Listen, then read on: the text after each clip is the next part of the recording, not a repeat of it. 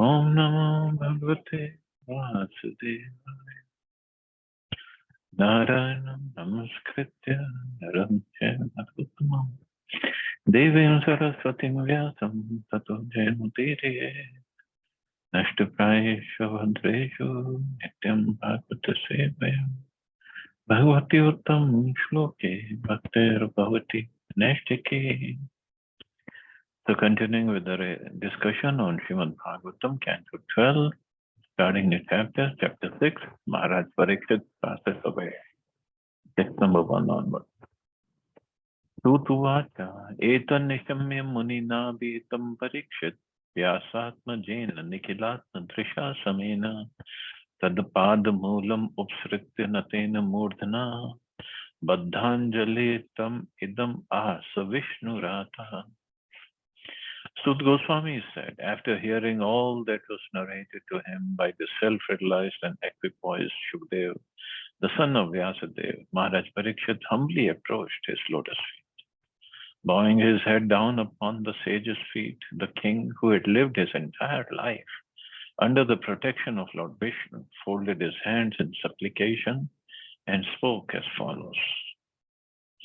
According to Srila Vishwanath Chakravarti Thakur, some of the sages present while Shukdev was instructing King Parikshit were impersonalist philosophers. Thus the word Samena indicates that in the previous chapter, Shukdev Goswami had spoken the philosophy of self-realization in a way pleasing to such intellectual yogis.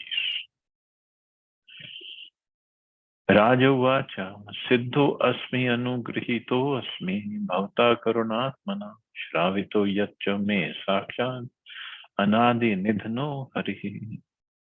Maharaj Parikshit said, I have now achieved the purpose of my life because a great and merciful soul like you has shown such kindness to me.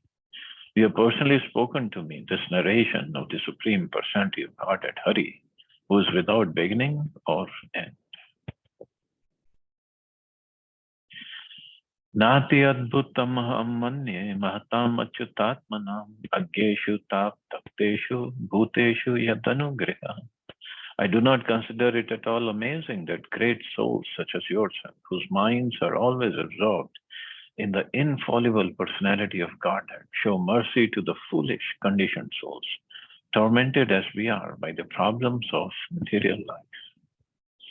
But this actually some place it is said, why the Vaishnavas are in this world.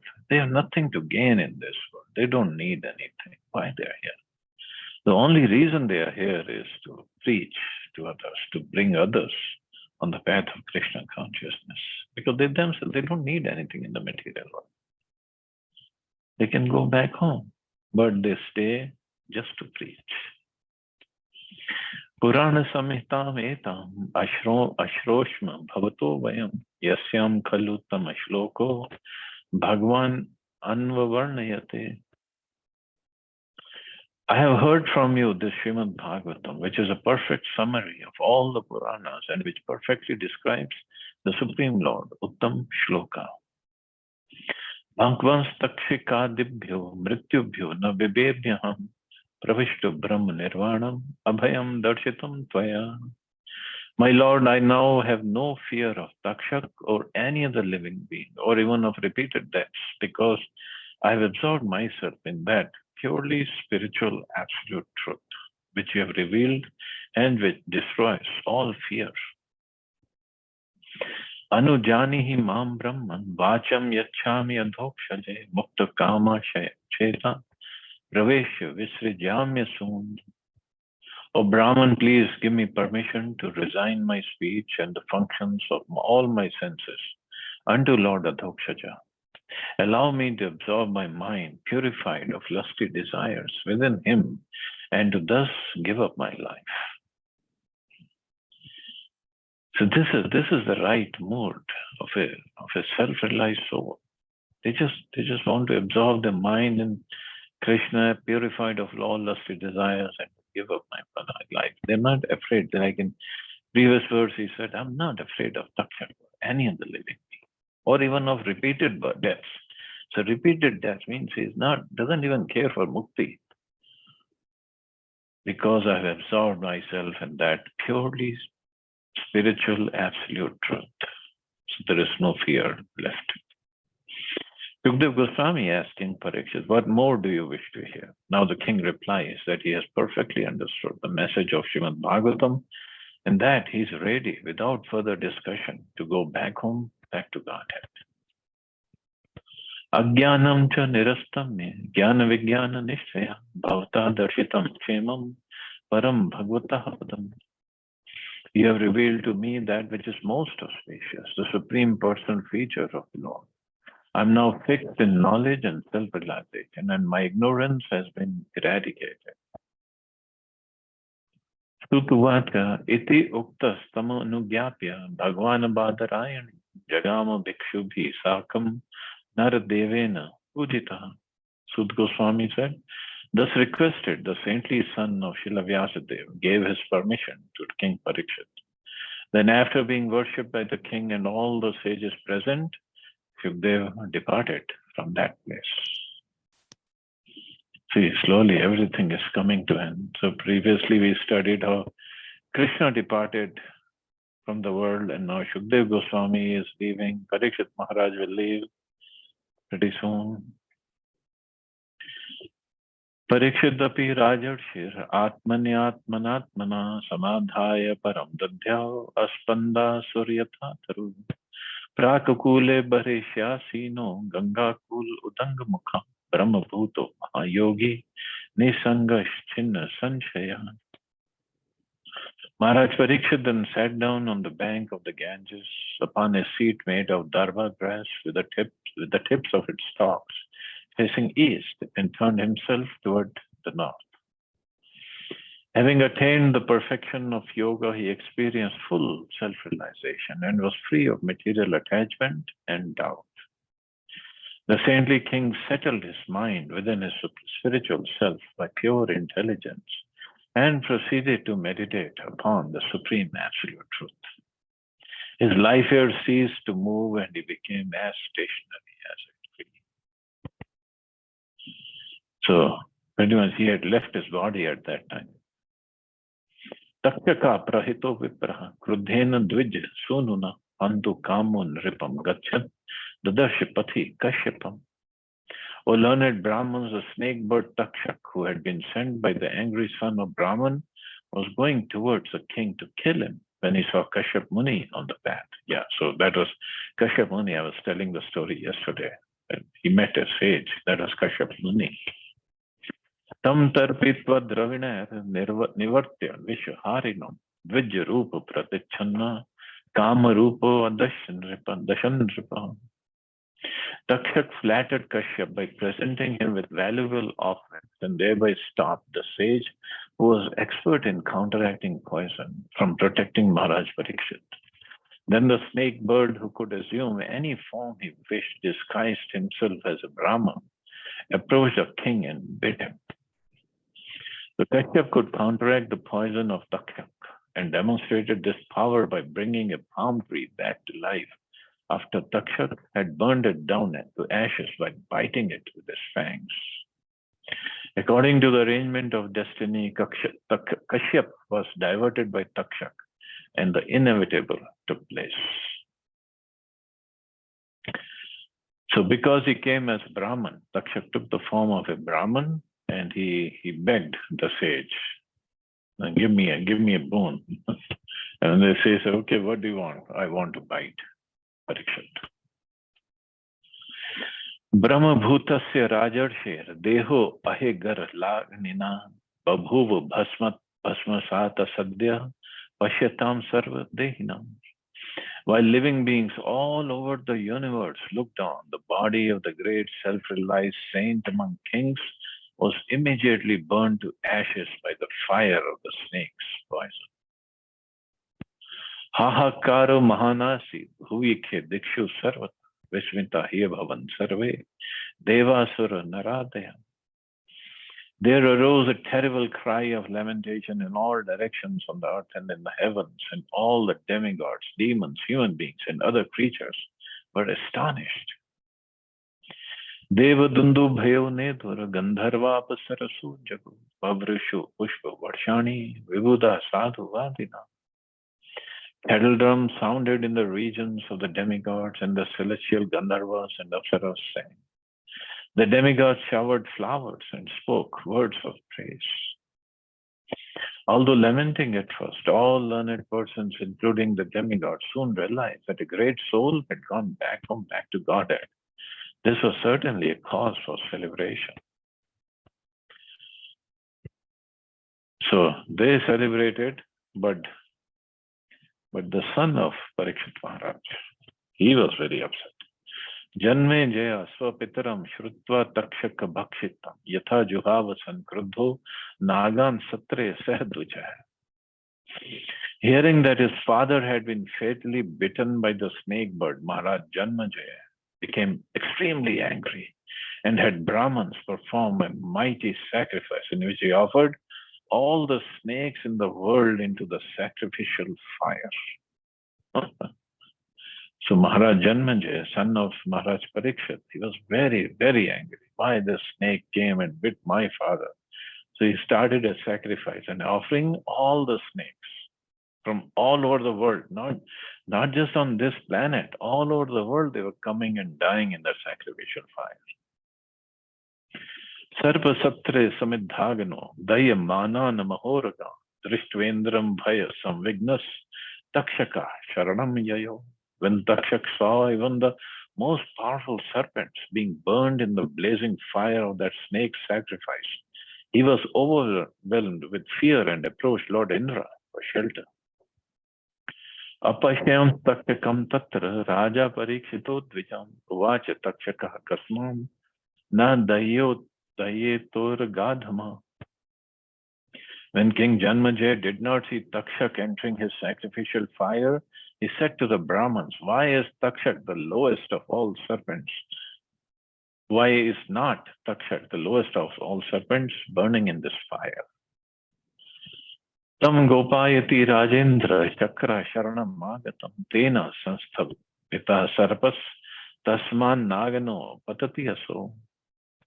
The Brahmins replied, O best of the kings, the snake Takshak has not fallen into the fire because he is being protected by Indra, whom he has approached for shelter. Indra is holding him back from the fire. So the snakes were coming from all over the universe, and they were dropping into the fire. They were getting burned, dying. Even from Nagaloka, snakes were coming there. Parikshititi shrutva prahartvija udaradhi sahendras takshako vipra nagano kimiti patyate. The intelligent king Janmejaya, hearing these words, replied to the priest, then, my dear Brahmins, why not make Takshak fall into the fire along with his protector, Indra? Boy, that was some sacrifice. Tachrutva juhur vipur vipraha sahendram takshakam make takshakashu patastveha saha indrena marutvata. Hearing this, the priest then chanted this mantra for offering Takshak together with Indra as an oblation into the sacrificial fire. O Takshak, fall immediately into this fire together with Indra and his entire host of demigods. Oh, they were so upset with Takshak. Iti brahmo ditakshepa sthanandindra prachalita babhuva sambrantam iti savimana satakshakam. When Lord Indra, along with his airplane and Takshak, was suddenly thrown from his position by these insulting words of the Brahmins, he became very disturbed.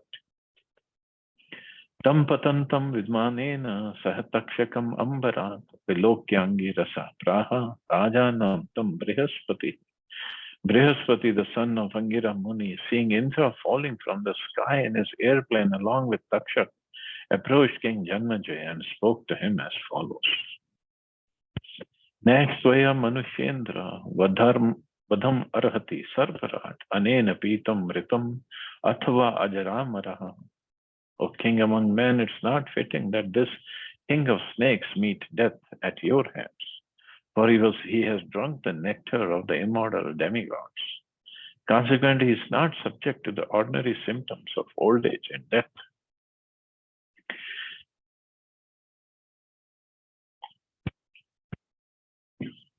Jivitam maranam jantur gati svinev karmanam rajanstatonyo nastyasya pradata sukha dukhayo. The life and death of an embodied soul and his destination in the next life are all caused by himself through his own activity. Therefore, O king, no other agent is actually responsible for creating one's happiness and distress. So although King Parikshit apparently died by the bite of Takshak, it was Lord Krishna himself who brought the king back to the kingdom of God. Brihaspati wanted young King Janmejaya to see things from the spiritual point of view. Sarva Chauragni Vidyubhya Kshutrid Vayadhyadi Bhir Niripa Panchatvam Richate Jantur Bhungta Arabda Karma Tat. When a conditioned soul is killed by snakes, thieves, fire, lightning, hunger, disease, or anything else, he is experiencing the reaction to his own past work. According to Srila Vishwanath Chakravarti Thakur, King Parikshit obviously was not suffering the reaction of his past karma. As a great devotee, he was personally brought back home, back to Godhead by the Lord. For one who has heard Srimad Bhagavatam, who is completely self-realized, he cannot die by the hands or by the poison of Takshak. So Krishna arranged all this so that he can come home, back to Godhead. Tasmat satram idam rajan sansthyati tabhicharikam sarpanagaso dagdha janar dishtam hibhujyate. Therefore, my dear king, please stop this sacrificial performance, which was initiated with the intent of doing harm to others. Many innocent snakes have already been burned to death. Indeed, all persons must suffer the unforeseen consequences of their past activities. Brihaspati here admits that although the snakes appeared to be innocent by the Lord's arrangement, they were also being punished for previous vicious activities. Sutvacha iti yukta satathetyaha maharsher manayan vachaha sarva satradu parataha puja masavapatim. Sut Goswami continued, advised in this manner, Maharaj Janmejaya replied, so be it. Honoring the words of the great sage, he desisted from performing the snake sacrifice and worshipped Brihaspati, the most eloquent of sages. So, different viewpoints here. Although Brihaspati is saying everybody gets their reactions of their karma. So Maharaj Janmejaya could have said, well, so this might be their reaction. They should die in this sacrifice. All the snakes. But this is not how the karmic theory works. We are not the judge of anybody's destiny. If Krishna wants anybody to die according to his, no, why Krishna, the Vidhata, Yamrajji, whatever he wants, let that person die according to his own death, whatever Yamrajji has written for him. Not that we commit sin and or we do something, we become the judge and we give him the punishment. Then we get implicated in another karmic sequence. So as far as we are concerned, okay, well, we know the philosophy of karma, but that doesn't mean we get involved. Unknowingly, if we get involved, just like Shashimohan Prabhu was saying, he was driving, some animal or bird came in front and his car hit him and the animal died. That was unknowingly.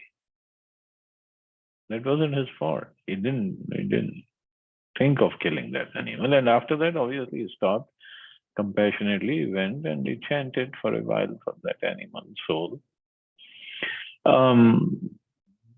But if we open a slaughterhouse and kill millions of animals and thinking, they are supposed to die like this. No, that's not for me to decide.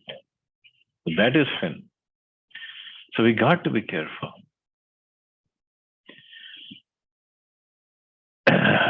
We are not the judge and we are not the agents of Yamaraj either. That we have to uh, give death sentence to anybody. We are not authorized. Judge in a court is authorized. He's authorized by the government. That's a different story. Or a soldier, when he goes to war, he can kill the other soldiers from the enemy side. That's different. We are not in any of those situations. We cannot kill anybody. And if we do, we get the reactions. Sasha Vishnur Mahamaya Badhyaya Lakshanaya Yaya Oyanti Asyavatma Bhuta Bhuteshu Guna Vrittibhi. This is indeed the Supreme Lord Vishnu's illusory energy, which is unstoppable and difficult to perceive. Although the individual spirit souls are part and parcel of the Lord, through the influence of this illusory energy, they are bewildered by their identification with various material bodies. The illusory energy of Lord Vishnu is so powerful that even the illustrious son of King Parikshit was temporarily misdirected. Because he was a devotee of Lord Krishna, however, his bewilderment was quickly rectified. On the other hand, an ordinary materialistic person without the special protection of the Lord plummets to the depths of material ignorance. Actually, materialistic persons are not interested in the protection of Lord Vishnu. Therefore, their complete ruination is inevitable. So they act according to their own whimsical mind's dictations, and they get punished, get the reactions of the karma, and the cycle goes on and on and on. Na yatra dambhitya bhya virajita mayatma vadaya sakritatma vadipi na yad vivado vividhas tadashrayo manasya sankalpa vikalpa vritti yat na yatra srijayam srijato bhayo param shreyascha jivastribhir anvitastvaham tadet tad ut sadita badhya badhavam nishidhya chauramina virameta tanmunihi. But there exists a supreme reality in which the illusory energy cannot fearlessly dominate, thinking I can control this person because he is deceitful. In that highest reality, there are no illusory argumentative philosophies. Rather, there are the true students of spiritual science, constantly engaged in authorized spiritual investigation. In that supreme reality, there is no manifestation of the material mind, which functions in terms of alternating decision and doubt. Created material products, their subtle causes, and the goals of enjoyment attained by the utilization do not exist there. Furthermore, in that spiritual reality, supreme reality, there is no conditioned spirit covered by false ego and the three modes of nature. That reality excludes everything, limited or limiting. One who is wise should therefore stop the waves of material life and enjoy within the supreme truth. So should be our position, not taking revenge or doing something whimsical. The illusory energy of the Lord Maya can freely exert her influence over those who are hypocritical, deceitful, and disobedient to the laws of God. Since the personality of Godhead is free of all material qualities, Maya herself becomes fearful in his presence. As stated by Lord Brahma, Maya herself is ashamed to stand face to face with the Supreme Lord.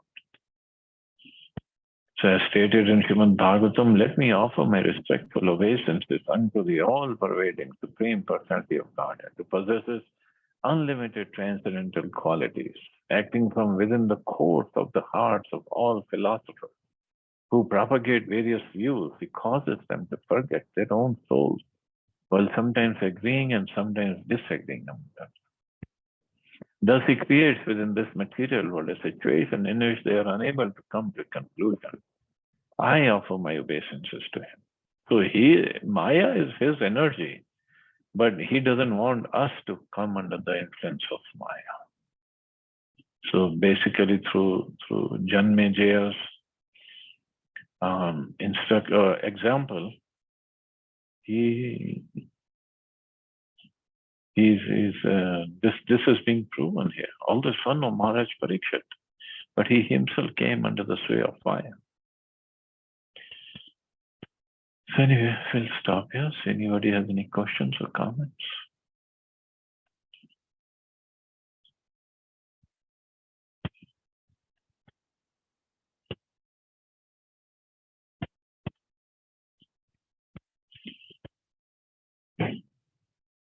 Okay, you all have a safe and wonderful day. Hare